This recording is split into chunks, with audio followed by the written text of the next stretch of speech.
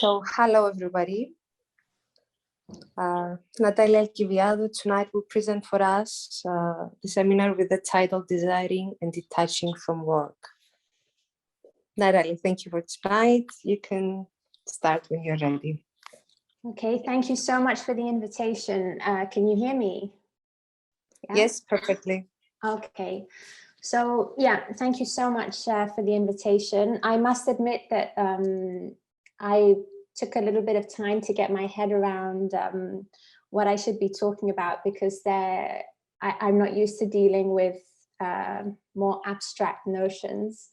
But I think I got the point. I hope I have. So essentially what I'm going to discuss is how I've cultivated this very strong desire for the work I do, which you must all have already read in my biography. So I'm an academic and I work in the field of human rights. But part of my kind of development into academia happened mostly through my activity in civil society and more general activism, because I do view academia as a form of activism, especially in a field like mine. So I'm going to take you back a bit to kind of give you an idea on how I developed this desire for this particular work. And then I'll lead you into what it means today. So I work within the general field of human rights. For years, I was working with minority groups. Minority isn't a word I like, but it's just to get the message across. Minority groups, vulnerable groups, groups which were not so accepted within our daily society, were not recognized as equals even in their legal treatment. So refugees, migrants, and I worked in practice. So I was working for a project whereby we would offer free legal advice to refugees, asylum seekers arriving in Cyprus. I found that, although very interesting and very rewarding, I found it much too difficult to deal with because I had to deal with humans and who were actually going through something that I, as a personality, couldn't distance myself from and couldn't really deal with. So at some point I felt that my services to them were deteriorating. The quality of my services were deteriorating, or would at some point deteriorate because of this impact. And so I decided to move within the field of education and research, where I wouldn't have a human subject before me. So how did I get into this? I think that I need to go back in time, and particularly my earlier educational experiences and the particular setting I had for my formal education, which I feel kind of didn't allow me to experience myself as I wanted to. Kind of made me feel a little bit outside the, more structural framework that particular educational setting was promoting. So this is my own analysis of myself. I think that growing up, I felt that I was actually, not part of a particular system and not fitting in the way I was thinking or the things I wanted to do. And at the same time, I think it's that classic thing that we all have, not all of us, some of us are very lucky, but in Cyprus, there's this expectation in terms of studies, in terms of, what you need to study to be kind of acknowledged, what expectations are imposed on you in terms of being a lawyer or being a doctor or being something like that. And again, I was very antithetical to that. I found, you know, a big collision in that. I wanted to go to theatre school, but I didn't. So I went along. I needed to fulfill expectations like most children feel they have to. And I did. And I went and I studied for a law degree. The law degree in itself was fine, but the after was scaring me a lot. I couldn't imagine myself registering companies or, you know, litigating before Cypriot courts or doing financial transactions. I mean, it was just a no-no for me. And for about a year, I had tried that. And although I love all my colleagues and my bosses in the place I was, it just wasn't for me. And I remember I would, every day I would finish work, I would walk to my car, which was about a 5-minute walk. And from the lift until my car and then all the way home, I just would cry. And I thought to myself, okay, I can't go on like this. I need to do something. So I knew that in order for me to be able to deal with this background that I had created, so the legal background, I would have to find something more. Sorry, can you hear me? Yeah.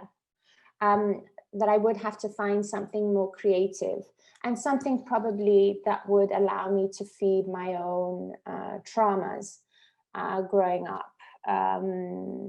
Which we all have.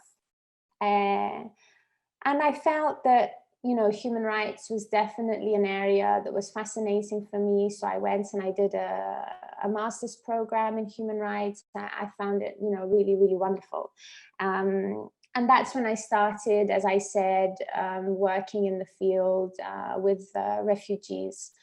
Probably one of the most fascinating experiences I've had. It was the only time in my life that I felt that I was actually a useful member of society, that I could actually disseminate my knowledge and implement it in the way that I could. However, I continue to see the structural flaws within the system. So I'll just give you a very basic example. Even if I had, I don't know, there was a decision that I had to appeal on the status of a refugee in Cyprus, even if I had prepared a really amazing appeal and did a lot of research and a lot of work, in the majority of situations, that appeal would lose. Not necessarily because I hadn't done a good job, but because the system was so that only a certain number, a very small number of people could be recognized as refugees. So these are all beyond anything that I could have an impact on. So that's when I also started feeling that, you know, maybe my work is not having an impact. And at the same time, I was having trouble with, you know, the human aspect and dealing with the human pain to the extent that I was witnessing. So we had vulnerable children, unaccompanied minors, vulnerable women, you know, victims of all sorts of heinous crimes who had crossed the sea and gone through hell and back just to be here. And I wasn't dealing with that well. So I said, all right, human rights. And I remember, human rights, you hear this term quite a bit now in Cyprus, but back then, it wasn't really, apart from one or two organizations or, you know, the start of institutions that we had on a structural level, like the ombudsperson and things like that, it wasn't something that you could easily find a job in. I remember going for an interview at a law firm and one of the interviewee laughing at me for choosing and to do a master's in human rights law. So I then decided, all right, there's nothing here for me, let's build something. So with other friends and colleagues, we established an NGO which was going to work within the field of human rights education. And we would train, I mean, over the years, we've trained hundreds and hundreds of people, especially young people, on what human rights are. And that's when I really started feeling and experiencing intense desire. So I had distanced myself from the human pain. I think it's very important when we talk about the desire we have, and when we talk about the work that we do, that we're very, at some point in our life, we need to be aware of our flaws and our weaknesses as well. So, as well as our good points. So when I had distanced myself from the pain, the human pain that I could not handle, and I was working with young people and doing all sorts of trainings and, you know, human rights courses using non-formal educational methodology, which means that there were none of those structural divisions or kind of you're really clever, you're not clever, the kind of thing that I had experienced as a pupil and things like that. When I was within that framework, I was really feeling an intense desire, and I identified with that a lot in terms of very simply feeling very good after a training course or after something had been approved and what have you.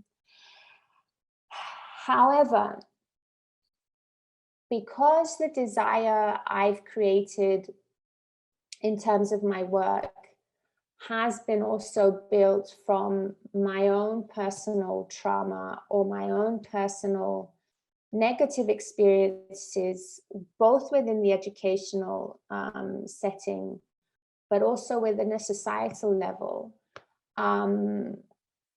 inevitably my connection to my work is probably not a healthy one. So in the description of the seminar, it says something like who they are through what they do. I am who I am because of what I do.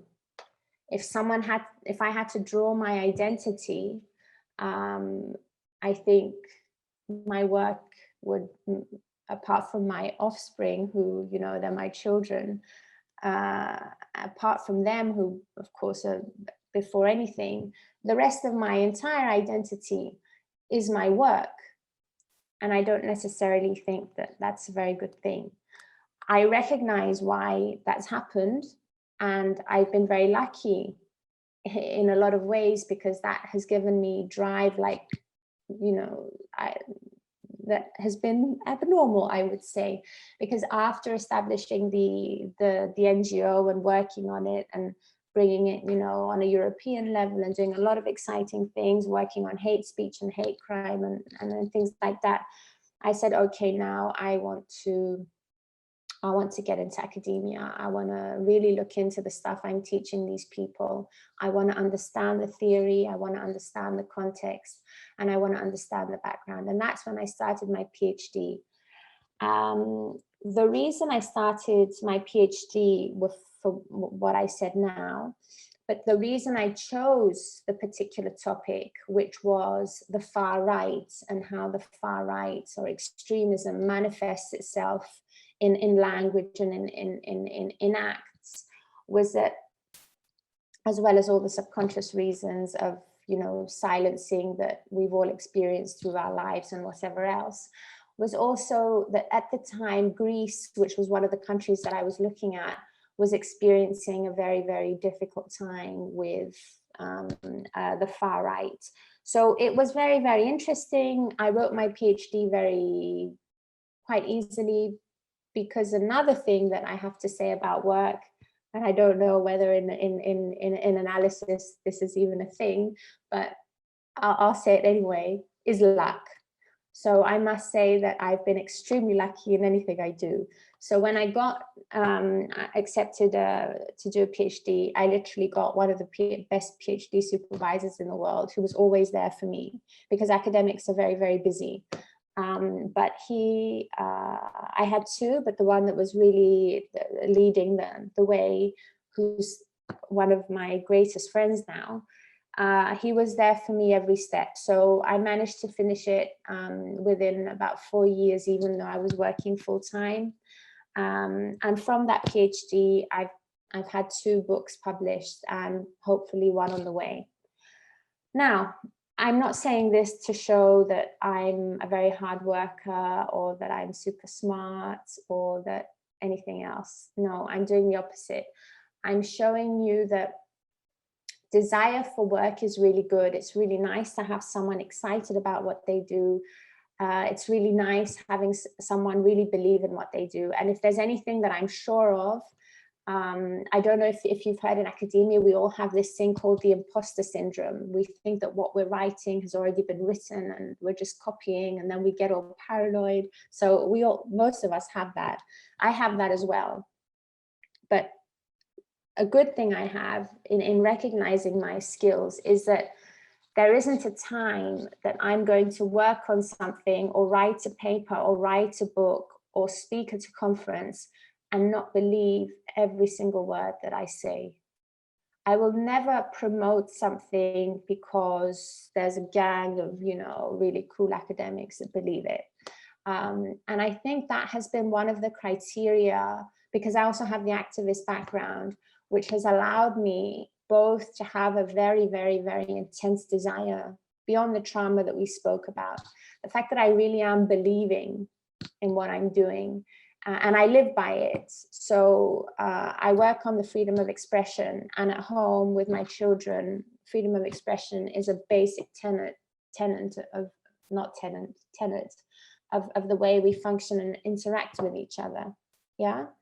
I believe in freedom of expression. So even if someone wants to say something, even if it's on an interpersonal level, or I see it on social media, and then everyone's running and saying, oh, delete that and delete that and delete that, and we don't accept it, I don't endorse that. I fully embrace freedom of expression, which is what I'm working on now. So I think that's another reason that I experience this intense desire. I'm in love, like some criteria that we have when we're in love with people. I think that I could tick those boxes when I speak of my work. I literally have a romantic relationship with it, because I have that utter lust for it to at some point be implemented. Now, working within academia has been tricky. Like all jobs are tricky, there's the ups and there's the downs. Don't forget that I came into academia quite later than others. So it's not that I did my degree, I did my master's, I did my PhD, and then I started teaching. I had about a 10-year gap whereby I was an activist. I was very, very involved on a grassroots level. And when I started working as an academic, I felt, all these other people have had an extra 10 years of experience in actual academia. Or well, what about me, that I've just been, on a grassroots level? And at the beginning of my academic career, I tried to kind of ignore that part. But then I realized that no, that's part of my identity. That's part of the desire I have for this work. So I do believe that it's intertwined. And I think that's what helped me get so far along. So after getting a job in Cyprus and working for several years, implementing several like European projects on my field and publishing and whatever have you, I managed to get into Danish, into a Danish framework. So now I work in Denmark. We work a lot with policy work. And this is the first time that I actually am seeing the possibility of my work actually having an impact on the amendment of policy, on the amendment of legislation. And my desire only continues to grow because of that. And this is where, I've been speaking for 22 minutes, just give me another 5-6 minutes and I'll finish. And this is where I want to kind of make my point, is that also in the description of the seminar, what they love doing for a living. A living is not just, getting your salary and paying your bills. You need to be living every moment of your job. And when I'm working, I don't actually feel that, you know, I'm going to work.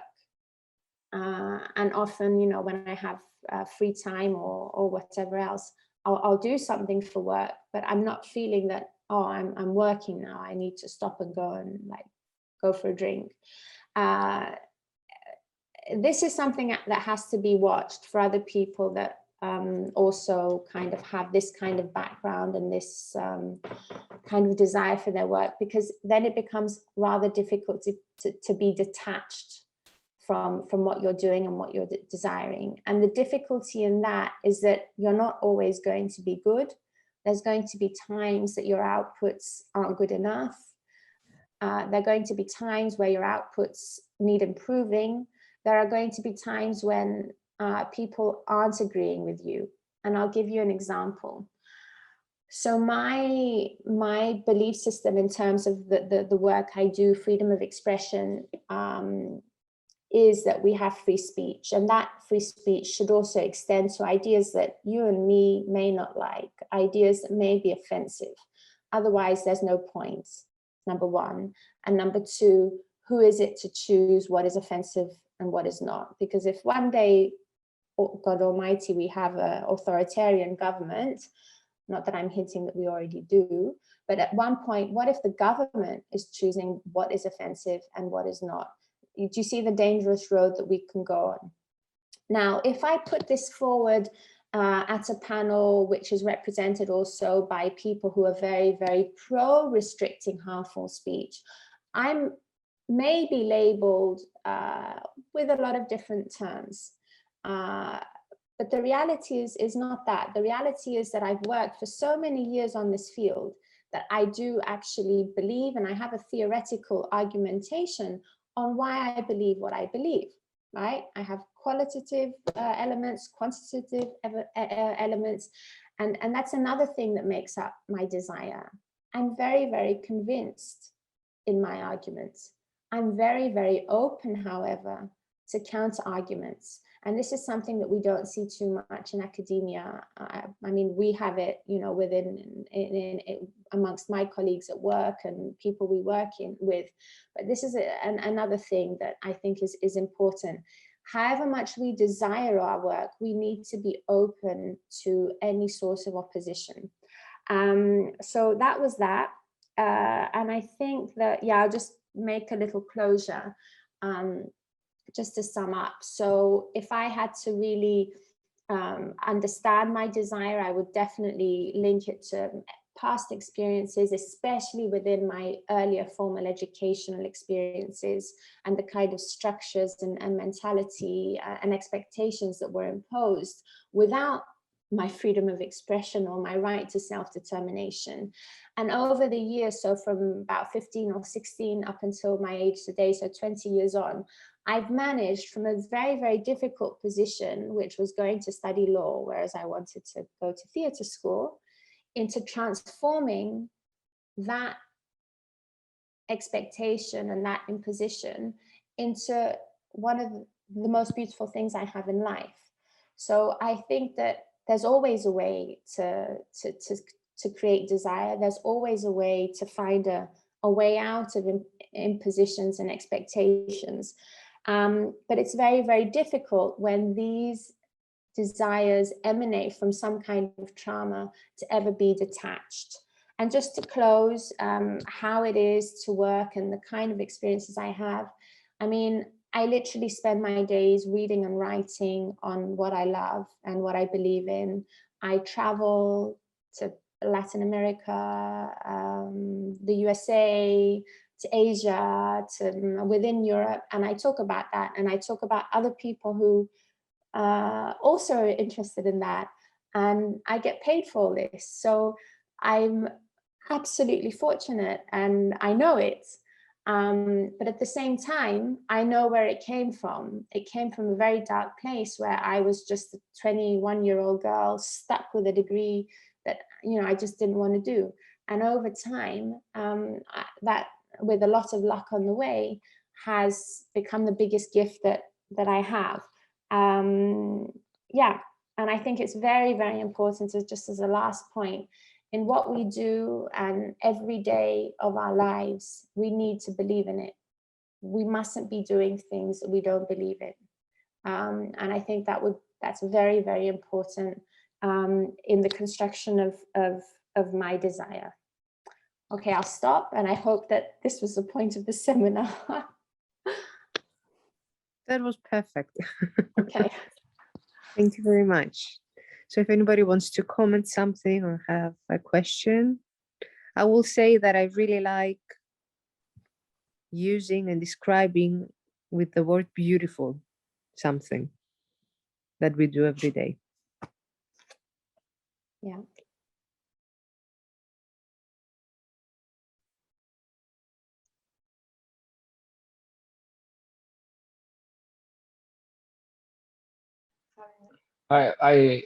I have a comment.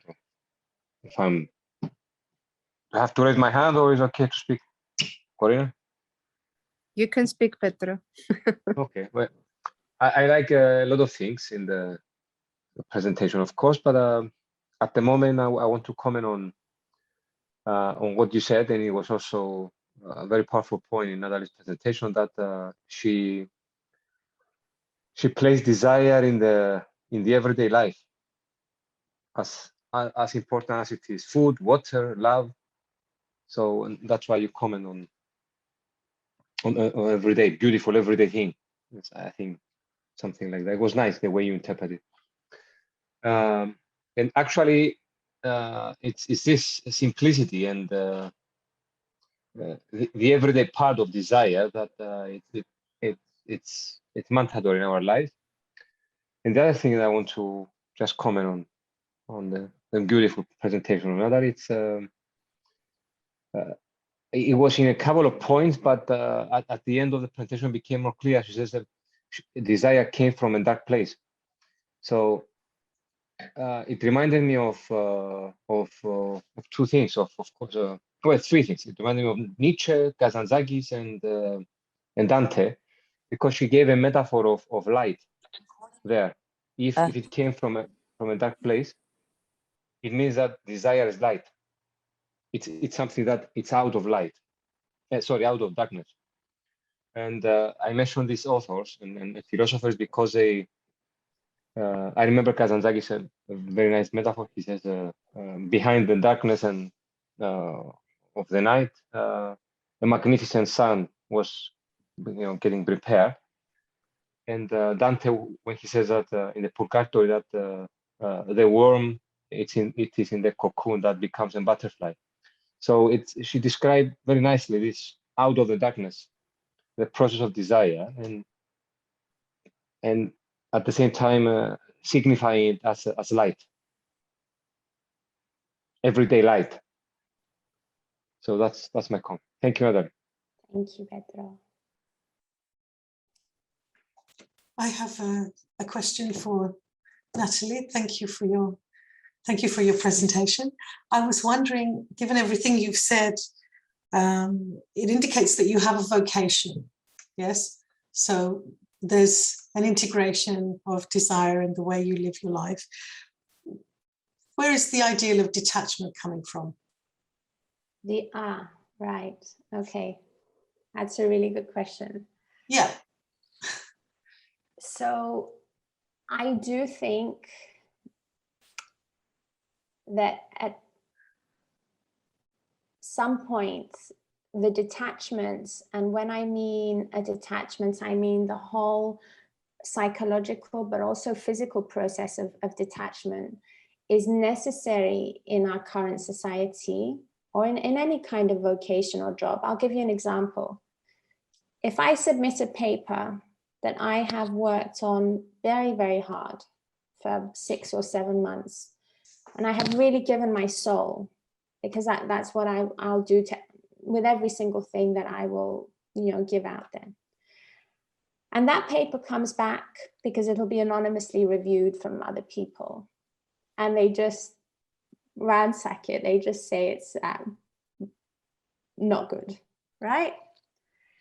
Up until when I started coming to terms with this idea of detachment, this would throw me off. would make me feel sick. It would make me feel upset. It would make me feel that I wasn't good enough. And it would bring up, you know, several of the traumas that I had briefly mentioned before, which also fed into the kind of work I do now. And I thought to myself, for heaven's sake, Natalie, most papers which are submitted, for example, you know, they do come back either rejected or with major revisions. So this is just one example of a paper which gave me the idea of detachment. So I started thinking, okay, I need to detach one part of Natalie from what I do, so as to also facilitate the efficiency of my work. Because for a few days after a major rejection, I would not be efficient. Do you see what I mean? And it wasn't good for my health. That's one thing. You're talking, sorry to, just what you're speaking about there is detachment from the trauma, not from the work, is what I would say.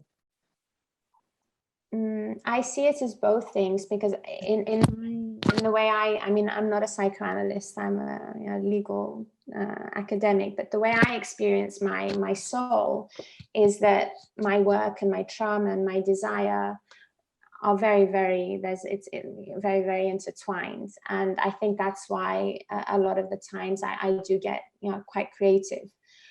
The other reason that I kind of thought about detachment was, so for example, now the field that I work in, and, you know, social media companies removing things, or these kind of, you're not allowed to say this at university, and you're not allowed to write this post, and if you say this, you're this, and if you say this, you're that. It's everywhere, right? So I could indulge myself in all this massive information and not actually be productive. That would be the second thing. And the third thing that I would say at 37 that I am now, I am starting to believe, I'm not sure about it yet, maybe it is because I'm slowly getting over the trauma you mentioned, that maybe there should be a small place where I just empty my mind from everything. Okay. And that maybe that will make me more efficient, but I'm not sure on that. Thank you. Thank you. Yeah, I think that's a good. So you're talking, for me, you're talking about detachment on a more sublime level than something that panders to ideas of what's healthy and what's not. You know, sort of magazine article type things that are kind of quite shallow and sort of prescribed kind of hygienics. But at that level, not being consumed by it, to really be invested in your work, but not be consumed by it, and again, so that the suffering isn't dominating, that it's the desire, that it becomes a force to define desire, but without you being consumed. The point is not for you to suffer. The point is for you to be able to do creative things with transforming that suffering. Definitely, but I do think that suffering is a key ingredient of my success, or the work I've managed to do. Sure. Or maybe that's just me being delusional. I think someone's raised their hand. There's a raised hand here, Banos. Yeah, it's me. So if you have finished, Penny, perhaps I can. Okay. Thank you very much for a very beautiful and valuable speech. I raised my hand even before Penny started asking, but then Penny said it, and it was more or less is similar. What I wanted to ask is, one of the reasons I wanted to participate to this presentation tonight is to find out ways to detach, because I get to see myself as well getting too much attached to either ideas or at work or even with people, and then so I am myself trying to disconnect and find a very good balance even on how to do this, because it's not always easy. And every time it does require different ingredients, let's say. So yeah, one of the reasons I wanted to watch this was that. And then after you finished your presentation, I definitely understood that suffering causes desire, yes, and you presented it in a beautiful way.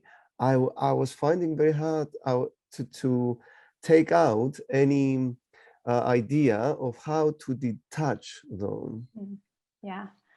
Okay, detach. We can discuss this and come find some solutions. Let's say that would be great. Yeah, well, detachment is in the title because I do think that it's, notwithstanding how much we love what we do and that it's part of our identity and it gives us this, you know, sublime happiness, I do think that detachment is important.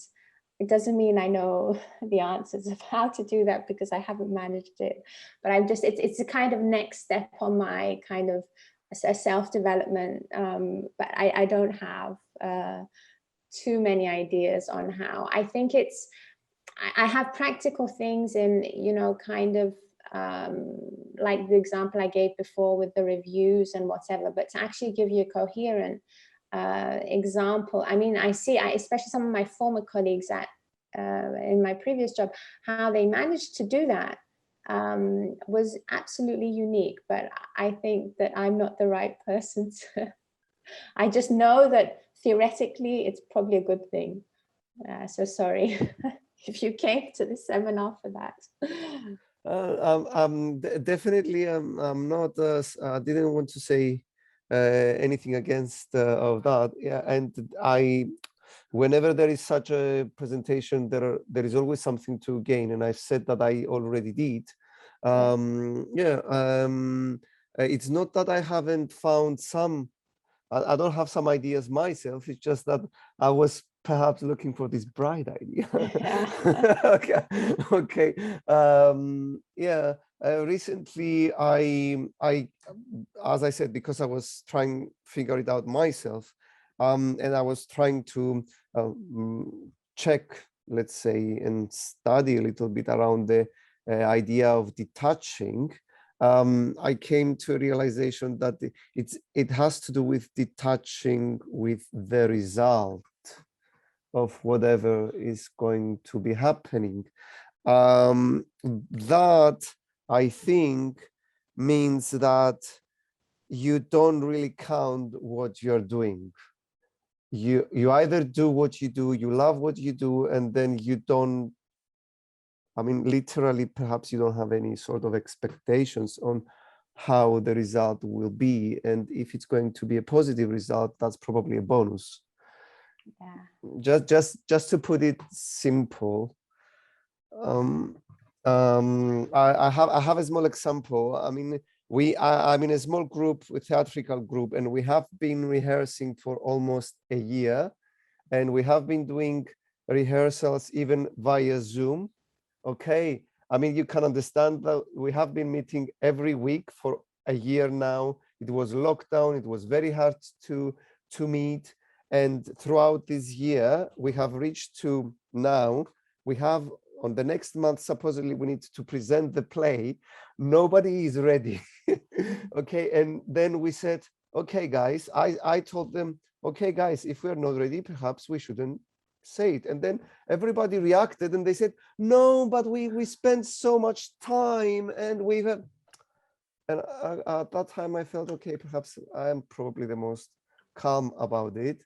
But I guess this is what the idea is all about. It's not that I don't want to play the play to come up. It's just that if it's not going to happen, I'm not going to cry for the time I've spent, because I was having good time each and every moment I was passing by them.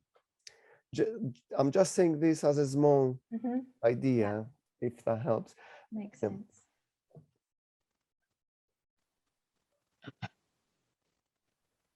Right. Can I add another comment, Natalie? Yes. Okay. I will respond to the conversation that in the comments that you exchanged with a few people, that there is this idea that desire is caused by suffering or by trauma. Well, it's not. That's why a couple of the comments were referring to a disconnection, because if whatever sort of desire, in quotes, is caused by trauma, then it means that the traumatic is always necessary. You cannot separate from it because it is what causes your desire.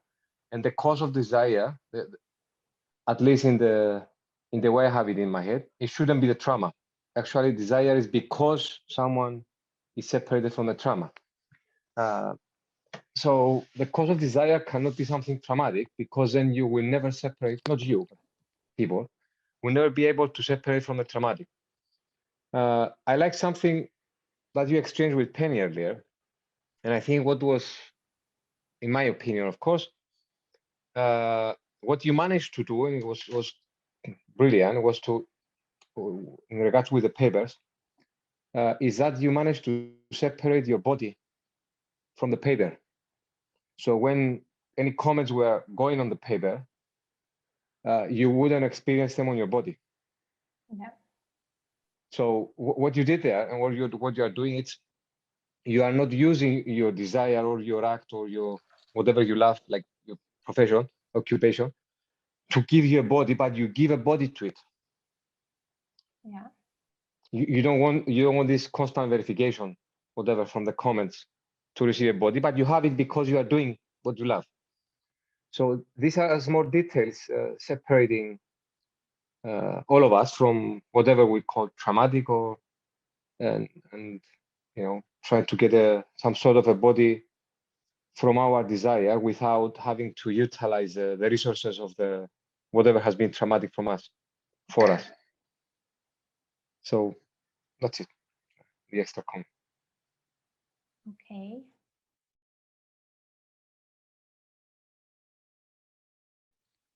Anyone else? I have one small other comment on that. Prostheti, add something to what Pedro says, and I noted it while you were speaking, that your desire expands with the scope of its possibilities. So precisely, it's the freedom of expression that allows the movement of desire. And suffering is an indicator of the degree to which that is blocked. Yeah, what you said now made me shiver a little bit, because I think that's one of, I think the very, very real emotion, the one emotion that I think must be really, really real is anxiety. Everything else I don't really believe. I believe, but you know, anxiety is anxiety, right? And I think one of the core anxieties I have is the limitless scope, and this big dance I'm in now, in terms of the fact that I constantly need to now feed that desire. So I think it does become quite perplexed. And when there isn't an end in terms of where that desire can go, despite how much you're enjoying it, despite the beauty it gives in your life, despite how fortunate I'm feeling with everything I do every single day, even on the bad days, I do have anxiety in terms of the limitless scope, because I know that I will chase that. And Pedro, for me, I link that back to trauma, and I link that back to my experience, because I had, in my formal educational years, both within a more personal level and within the educational setting, I always had to show carrots. Oh, I've managed to do this. Look, here it is. Am I okay now? Oh, I've now done this. Is it okay now? So I think that has kind of infiltrated into the way I function. And from the moment that the scopes are limitless and I can do more and more and more and more, especially in the area I work in, Facebook, I mean, if you saw it went down the other day, yesterday, and it was a whole, you know, hullabaloo. So there's so many endless possibilities that what if I'm just going to be replicating what I was doing as a teen? Have I collected enough carrots? I won't do that, but I have an anxiety about that. So I think, yeah, what you say, Penny, about the limitless scope, I think it's really important. That's the nature of desire. Yeah. Desire is on the side of the infinite. So that's also why what Pedro said is so, core, is how do we maintain, construct a body in the context of the infinite? And that's why the coordinates of desire are so important. And for a while, our suffering, in the sense that it gives us a sort of an authentic anchoring as a coordinate, until we can really get our bearings in that freedom and that limitlessness, we kind of make use of our suffering as an anchoring coordinate. Yeah, a kind of reality check for us, if you like. But it isn't itself. It's a particular way that we define and humanize desire. But desire itself is, something transcendent. And when you're talking about limitless, you're in touch with that. But you're doing okay, it sounds to me. So, okay, that's it from me. And then just to add a link, what you said, Penny, it reminded me of Lacan's notion of the nightmare, that the nightmare comes and wakes us up because our desire is included in that nightmare. But it is included in that nightmare because we cannot recognize it as part of our being, our body, to continue the conversation of the body. And thus the presence of anxiety when we encounter the unlimited possibilities is because we try to approach this unlimited with a limited, with the limitness, I don't know how to put the correct word, of our trauma, in quotes, meaning our body, the body of our history, let's say. This is when it becomes anxiety, our desire becomes anxiety provoking. When we approach it with something that's limiting, sorry.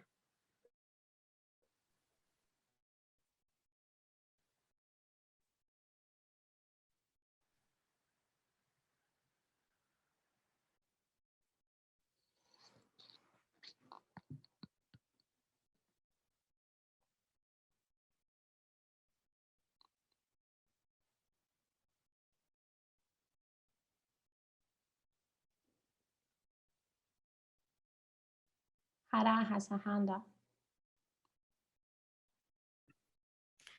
Yes, it sounds to me that, well, even if you didn't do musical theater, what you do is an art. Yeah, for me, it's an art. Yeah. Yes. That's true. Yeah. Thank you for your presentation. Thank you, Hara.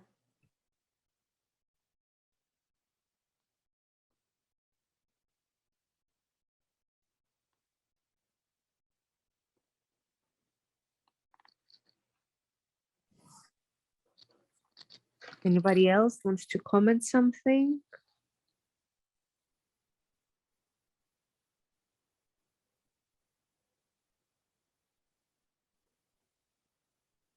Okay then. So Natalie, thank you very much for tonight. Thank you for inviting me. This was so fun. I really enjoyed myself. Yeah, Great. it's one of the best presentations. Yeah. Yeah, it was so honest. You actually practice the freedom of speech in front of, I don't know, 15 psychoanalysts. So that says something about the way you live your life. So. Oh, thank you. It was great. Thank you. Have a good night, everybody. You too. Thank you. Bye. Good night. Thank you, Natalie.